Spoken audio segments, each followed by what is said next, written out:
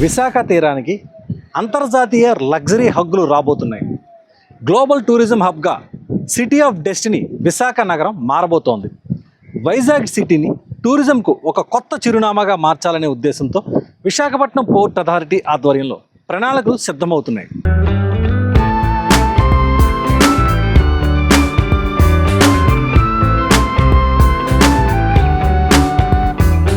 సముద్రంపై విహరించే అత్యాధునిక లగ్జరీ బోట్లు, యాట్ల కోసం ఇంటర్నేషనల్ స్టాండర్డ్స్తో కూడిన ఇంటర్నేషనల్ మెరీనా ఏర్పాటుకు విశాఖపట్నం పోర్ట్ అథారిటీ కసరత్తు ప్రారంభించింది.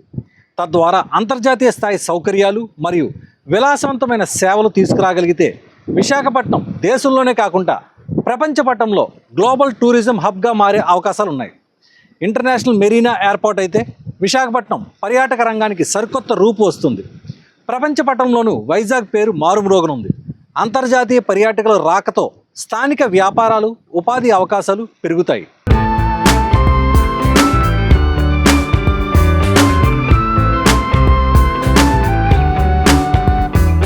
కేంద్ర ప్రభుత్వ ప్రతిష్టాత్మక ప్రాజెక్ట్ సాగరమాల. ఈ సాగరమాల ప్రాజెక్టులో భాగంగా సముద్ర తీర ప్రాంతాల అభివృద్ధికి విశాఖపట్నం పోర్ట్ అథారిటీ నోడల్ ఏజెన్సీగా వ్యవహరిస్తోంది. ఈ సందర్భంగా సాగరమాల ప్రాజెక్టును అభివృద్ధి చేయాలని విశాఖపట్నం పోర్ట్ అథారిటీ నిర్ణయించింది. ప్రభుత్వ నిధులతో మాత్రమే కాకుండా పబ్లిక్ ప్రైవేట్ భాగస్వామ్య విధానంలో ఆసక్తి గల ప్రైవేట్ పెట్టుబడిదారు నుంచి టెండర్లను ఇప్పటికే ఆహ్వానించింది. అదేవిధంగా పలు సంస్థలతో చర్చలు కూడా జరిగాయి. ఇంటర్నేషనల్ మెరీనా నిర్మాణానికి అనువైన ప్రాంతాల ఎంపికలో భాగంగా భీమిలి మరియు లైట్ హౌస్, ఇంకా డాల్ఫిన్ నోస్తో పాటు విశాఖ పోర్ట్ ఔటర్ హార్బర్ లేదా కోస్టల్ బ్యాటరీ సమీప ప్రాంతాలను అధికారులు పరిశీలించారు. సముద్రపు అలల ప్రభావం తక్కువగా ఉండే ప్రాంతానికి ప్రాధాన్యం ఇస్తున్నారు. ఇటీవల విశాఖ నగరంలో అందుబాటులోకి వచ్చిన ఇంటర్నేషనల్ క్రూజ్ టెర్మినల్కు సమీపంలోనే మెరీనాను అనుసంధానం చేసే అవకాశాలను పరిశీలిస్తున్నారు.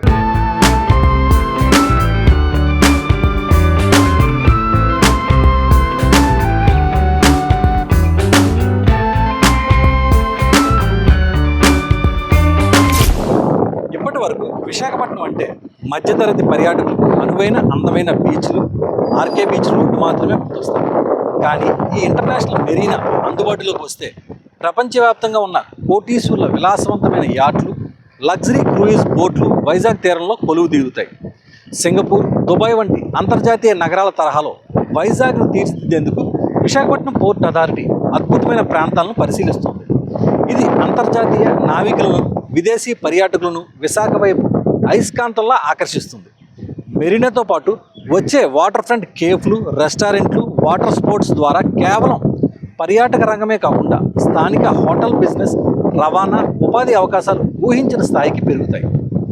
సముద్ర తీరంలో ఇలాంటి భారీ నిర్మాణాలను చేపట్టాలంటే కఠినమైన కోస్టల్ రెగ్యులేషన్ జోన్ అనుమతులు సాధించడం చాలా కీలకం.